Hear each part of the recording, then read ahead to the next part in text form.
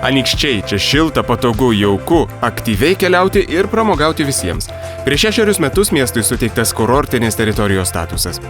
Turizmo informacijos centras kiekvienam siūlo individualią programą pagal norus ir kelionės lūkesčius, o išmani Anykščių regioninio parko lankytojų centro ekspozicija padeda išsirinkti, kokias Anykščių paslaptis norėsime įsiminti pirmiausia – gamtos, istorijos, geologijos ar literatūros.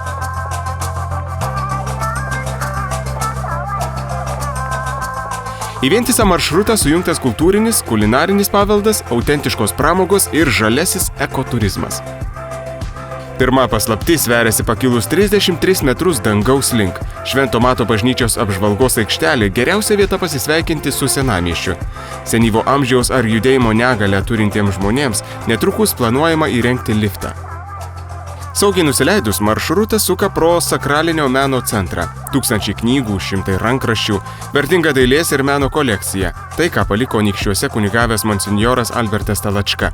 Sakralinio meno centre duris atvėrė pirmasis Lietuvoje angelų muziejus. Jam sukauptą angelų kolekciją dovanojo kultūrininkė Beatričė Kleizaitė Vasaris. Centre kiekvieną mėnesį rengiami klasikinės ir populiarios muzikos vakarai bei parodos.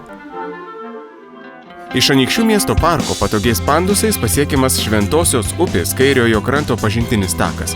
Šalia upės nutiestų mediniu taku keliauti patogu visiems – pėsčiomis ir su ratukais, dviračiais, riedučiais ir su vežimėliais.